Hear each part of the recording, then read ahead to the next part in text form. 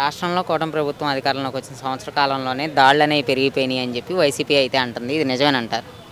ఇదంతా పచ్చి బూటకం అండి. ఒకసారి జనాల్లోకి వస్తే మీకు తెలుస్తుంది. ఈ రోజున సంక్షేమం కానించి, అభివృద్ధి కానించి ఎవరైనా చేయాలంటే ఒక కూటమి ప్రభుత్వం వల్లే సాధ్యం. చంద్రబాబు నాయుడు గారు సూపర్ సిక్స్లో భాగంగా గ్యాస్ బండ్లు ఇచ్చారు. మహిళలకి ఉచిత బస్ ప్రయాణం రేపు ఆగస్టు 15 నుంచి అవుతుంది. నెక్స్ట్ ఇంకా పెన్షన్లో పెంచారు. గత కాలంలో 1000 రూపాయలు ఉండేది నారా చంద్రబాబు నాయుడు గారు ఇచ్చిన హాయంలో. తర్వాత జగన్మోహన్ రెడ్డి ఏమన్నాడండి, పెంచుకుంటా పోతా. ఎలా పెంచాడు?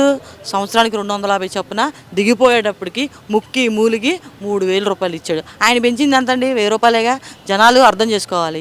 4000 రూపాయలు పెన్షన్ ఇచ్చిన ఘనత నారా చంద్రబాబు నాయుడు గారిది. అలానే వికలాంగులకి గతంలో 2000 3000 ఉండేది, ఇప్పుడు 6000 రూపాయలు పెంచాడు. అలానే పక్షవాతం వచ్చి మంచాల మీద పడి ఉంటే ఇవాళ 1వ తారీఖు అండి, మేము డోర్ టు డోర్ వెళ్ళి ఇస్తూ ఉంటే మాకు ఎంత ఆనందంగా ఉందనుకున్నారు. 15,000 రూపాయలు. అమ్మ చంద్రబాబు నాయుడు దేవుడు.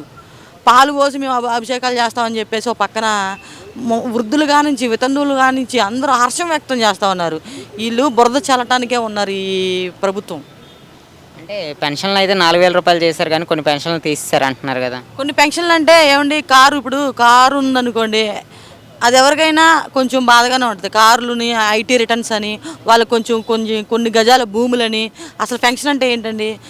ఒక రేకుల షెడ్లో ఉండి వృద్ధులకి వితంతువులకి పెట్టిన పెన్షన్ అది. ప్రజలు కూడా అర్థం చేసుకోవాలి. తీసేశారంటే దానికి కొన్ని కారణాలు ఉంటేనే తీసేస్తారు. అది కూడా కారణాలు లేకపోతే ఇప్పుడు చాలామంది లబ్ధి పొందే వాళ్ళు ఉన్నారు. అది కూడా జనాలు అర్థం చేసుకోవాలి. మన స్థాయి ఎంత, స్థితిగతులు ఏంటి, మనమే ప్రశ్నించుకోవాలి. ఏంటంటే జనాలు కూడా అవును ఇది నిజమే, మనకి ఇంత ఉంది కదా, మనకి ఎందుకనే ధోరణిలో ఉన్నారు కొంతమంది, ఆలోచిస్తూ ఉన్నారు. అంటే గ్యాస్ బండ్లు ఇస్తానని చెప్పారు, కానీ ఎటువంటి ఆంక్షలు అయితే పెట్టలేదు. ప్రభుత్వం అధికారంలోకి వచ్చినాక మాట మార్చింది అంటున్నారు. మాటే మార్చలేను. ఇప్పుడు మా ఇంట్లోనే చూసుకుందాం. దీపావళికి బుక్ చేశాను, బండి వచ్చింది. అలానే కొంతమంది బుక్ చేసుకున్నా ఉన్నారు. ఇంకా 2వ విడత కూడా పడే అవకాశాలు కూడా మళ్ళీ ఎవరికైతే పర్లేదు. డోర్ టు డోర్ ప్రోగ్రాం జరిగింది, మేమే ఫోన్ తీసుకుని వెళ్ళాం. వాళ్ళకి ఎవరికైతే పథకాలు వచ్చినాయి రానోళ్ళకి మేము దగ్గరుండి ఒక సిస్టంలో మేము వెళ్తూ ఉన్నాం. ఓ పక్కన అవన్నీ అందే విధంగానే ప్రయత్నిస్తున్నారు ఇటు కూటమి ప్రభుత్వం. అయితే వీళ్ళేమో సుపరిపాలన అంటూ ప్రజల్లోకి వెళ్తున్నారు, వాళ్ళేమో బాబు షూరిటీ మోసం గ్యారంటీ అని వెళ్తున్నారు. ఈ రెండిట్లో ఎవరికి ప్రజలు స్పందన వస్తుందంటారు? బాబు షూరిటీ భవిష్యత్తు గ్యారంటీ అనేది నారా చంద్రబాబుకి బాగుంటుంది. వీళ్ళంతా ఏముంది, జనాల్లోకి వెళ్ళి ఏం చేస్తూ ఉన్నారు? నిన్నగాక మొన్న రప్పా అంట జనాల్లో తిరుగుతూ ఉన్నారు. గొడ్డలు ప్రకాట్లు పట్టుకొని తిరుగుతూ ఉన్నారు. జనాలు అందరూ గమనిస్తూ ఉన్నారు. మీరు వెహికల్స్ వెళ్తుంటే రప్పా అని మీ కార్యకర్తలు మీరే చంపుకుంటూ ఉన్నారు. ఇటు ప్రభుత్వం చూస్తే సంక్షేమం అభివృద్ధి పదంలో నడుస్తూ ఉంది. సుపరిపాలన అనేది ఒక నారా చంద్రబాబు నాయుడు గారికి, అలానే ఎన్డీఏ ప్రభుత్వానికే సాధ్యం అని చెప్పేసి ఈ సందర్భంగా మేము తెలియజేసుకుంటూ ఉన్నాం. అయితే నిన్న జగన్ మాట్లాడితే ఉన్నారంటే, కూటమి ప్రభుత్వం అధికారంలోకి వచ్చినాక మహిళలకు రక్షణ లేకుండా పోయింది, రోజాని పట్టుకుని అలా ఒక మహిళని కూడా చూడకుండా అలా మాట్లాడడం ఏంటి అంటున్నారు. అమ్మ రోజా నువ్వేం మాట్లాడు, నీచంగా మాట్లాడు. ఒకళ్ళని విమర్శించే స్థాయి అది కాదు. గాలినా కొడుకులంటూ గాలికి వచ్చిన వాళ్ళు అంటావు. నీదే ఒక గాలి పార్టీ. నువ్వే మీ 11 మందిలో ఏదో గాలికి వచ్చి గెలిచారు. గాలికి వచ్చిన పార్టీ, గాలికి పుట్టిన పార్టీ మీది. మేము అంటాం ఏదో రోజా ఈసారైనా విమర్శలు మానే ఒక హుందాతనం మెయింటైన్ చేస్తే బాగుంటుంది. అంటే ఇప్పుడు జగన్ ఒక 3 సంవత్సరాలు ఓపిక పడితే చాలు, మళ్ళీ అధికారంలోకి వస్తాను, జగన్ 2.0 ఏంటో చూపిస్తా అంటున్నారు. 2.0 కాదు కదా, జీరో. మొత్తం మీ పరిపాలన అంతా జీరో. ఇకపై మీరు జనాల్లోకి వచ్చి ప్రశ్నించే హక్కును కోల్పోయారు. అలానే జనాల్ని పరామర్శించే హక్కును కూడా మీరు కోల్పోయారు. మీరు ఏం చేశారని జనాల్లోకి వస్తే మాకు జనాలు రావద్దండి బాబు అని చెప్పి దండాలు పెడుతున్నారు పక్కన. మీరు చేసే పైశాచిక ప్రచారంలో జనాలు బలైపోతున్నారండి. ఈయన మాజీ ముఖ్యమంత్రి అసలు పనికిరాడు, ఒక ఎమ్మెల్యేగా కూడా పనికిరాడు. ఆయన ప్రశ్నించే తత్వం బాగాలేదు, ప్రజల్లోకి వెళ్ళే విధానం బాగోలేదు. జనాల్లోకి వెళ్తే ఎకిలినవులు అవుతూ ఉంటాడు. ఎందుకు ఒక తల్లిని చెల్లిని బయటికి నెట్టేసింది ఎవరైనా ఉన్నారంటే జగన్మోహన్ రెడ్డి. ఆయనకి డబ్బు కావాలా, పైశాచిక ఆనందం కావాలి. ఆ ప్యాలెస్లో నిన్నగాక మొన్న 11 కోట్లు డబ్బు దొరికింది, స్వాధీనం చేసుకున్నారు. నువ్వు A1 ముద్దాయి జగన్మోహన్ రెడ్డి. మేము అంటా ఉన్నావు, నువ్వు A1 ముద్దాయి. నువ్వు అసలు ఈ పాటికి జైల్లో ఉండాలా. కానీ మా బాబుగా ఈ ప్రభుత్వం వాళ్ళు ఎందుకు ఆలోచిస్తున్నారో కానీ జనాలు నువ్వు తప్పు చేసి కూడా నేను దొర అని చెప్పి తిరుగుతూ ఉంటే ఎలా ఉంటుందండి? ఒక దొంగ అన్నట్టుగా ఉంది. అంటే లెక్కర్ స్కామ్ అనేది అసలు జరగలేదు, కావాలని అక్రమంగా అరెస్ట్ చేశారంటున్నారు. అరే ఇన్ని ప్రెస్ మీట్లో చూస్తూ ఉన్నారు కానీ లెక్కర్ స్కాము మనం ఫోన్ కొట్టు, యూట్యూబ్ కొడితేనే వస్తున్నాయి కదా ఛానల్లో. అసలు పత్రికా ప్రకటనే మీరు చూపిస్తూ ఉన్నాయి. మీ సాక్షి పేపర్ మీరు చూస్తారో లేదో కానీ దాంట్లో కూడా వచ్చింది, మీరు గమనించాలా. లిక్కర్ స్కాము అసలు 100% అది 11 కోట్లు దొరికినాయి, ప్యాలెస్లో దొరికినాయి.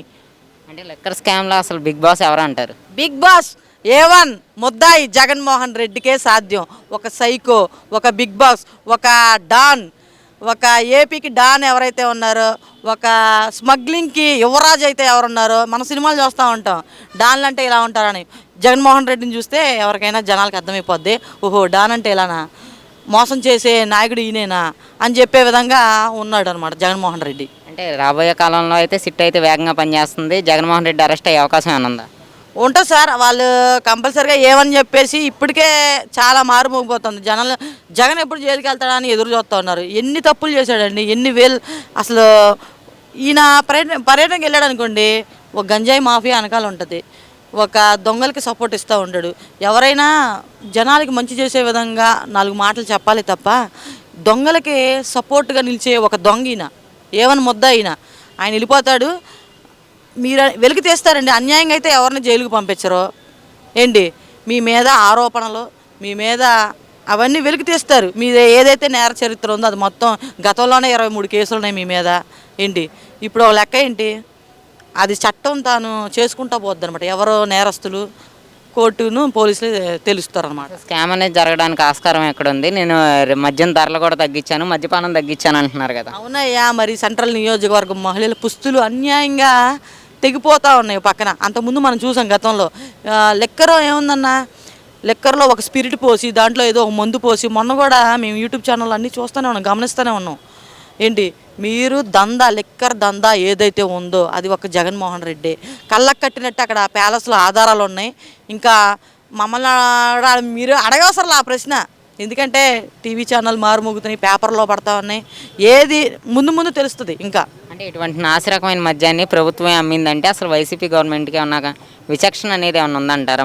మనుషుల ప్రాణాలంటే లెక్క ఉందంటారా? లెక్క లేదు కాబట్టే కదా మా సెంట్రల్ నియోజకవర్గంలో 12 మంది మెల్ల పుస్తులు తెగిపోయినాయి. ఇక్కడ సింగినగర్లో కానివ్వండి, మద్యం షాపులు, మల్లాది విష్ణు గారి ఆధ్వర్యంలో ఎన్ని మద్యం షాపులు చూడాలి మేము ఇక్కడ సింగినగర్లో. ఎంతమంది చనిపోలేదు, ఆ రోజు కేసు కూడా ఉన్నాయి. మీరు వెనక్కి వెళ్ళి ఒకసారి రివెంజ్ చేసుకుంటే అది మీకే అర్థమవుతుంది. అసలు బెల్ట్ షాపులు నడిపించిందే కూటమి ప్రభుత్వం. గతంలో 2014 నుంచి 19 మధ్యలో ఉన్నాయి. ఇప్పుడు ఒక సంవత్సరం అధికారంలోకి వచ్చిన సంవత్సర కాలం కూడా మద్యం ఏర్లై పారుతుంది అంటున్నారు. ఏమండి, మందు అనేది ఏ ప్రభుత్వం వచ్చినా బ్లాంజరీ, కానీ అది కరెక్ట్గా అమలు చేయాలి. ఇప్పుడు ఆటో నగర్ వెళ్తారండి కూలోళ్ళు, వాళ్ళు ఏదో కొంచెం ఒళ్ళు నొప్పులు అని చెప్పేసి ఏదో తాగుతూ ఉంటారు వాళ్ళు డ్రింక్. అది కూడా మనం తగ్గించే విధంలోనే ఈ కూటమి ప్రభుత్వం బాగానే చేస్తుంది. గతంలో ఉన్న ఆరోపణలు ఈ ప్రభుత్వంలో వచ్చినాయా మిమ్మల్ని నేను అడుగుతా ఉన్నా. మద్యం తాగుతున్నారు, ఏ ప్రభుత్వం వచ్చినా ఉంటుంది. కాకపోతే మీరు నాసిరకంగా అమ్మారు, గత ప్రభుత్వంలో నాసిరకంగా అమ్మారు కాబట్టే చచ్చిపోయారు జనాలు. ఇప్పుడు ఈ ప్రభుత్వంలో మేము మందు అనేది మంచిదని మేము అంటలేదు, కాకపోతే ఒక బ్రాండ్గా అమ్మాలా, ధరలు కూడా నియంత్రించే విధంలోనే ఏ ప్రభుత్వం ఉన్నా అలా చేసుకోవాలి. అంటే మళ్ళీ ఒక్క అవకాశం అని జగన్ అడిగితే ప్రజలు అవకాశం ఇచ్చే ఏమన్నా ఉందా? బాబో మహాప్రభు, నీకు అవకాశం లేదు, ఏమీ లేదు. ఇక మీరు రాబోయే 30 సంవత్సరాల్లో ఎన్డీఏ కూటమి ప్రభుత్వం ఉంటుంది. లేకపోతే మా లోకేష్ అన్నే ఉంటాడు, లేకపోతే మా పవన్ కళ్యాణే ఉంటాడు.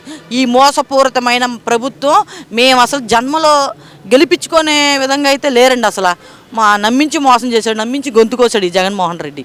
2029లో మళ్ళీ అధికారంలోకి వస్తానని చెప్తున్నారు కదా, ఎన్ని సీట్లు వస్తాయంటారు? ఇంకా లేదు, ఇంకా ఈ 11లోంచి ఒకటి కూడా వచ్చిద్దో లేదో తెలియదండి. ఇంకా ఏం రాదు. ఈ వైసీపీ ప్రభుత్వం అనేది భూస్థాపం అయిపోయింది. మీరు ఇంకెంత కష్టపడినా అభ్యర్థి కూడా దొరకడు. ముందు అభ్యర్థి కూడా ఉండని ఒకే ఒక పార్టీ జగన్మోహన్ రెడ్డి పార్టీ. గుర్తుపెట్టుకోండి, తగ్గేదేలా.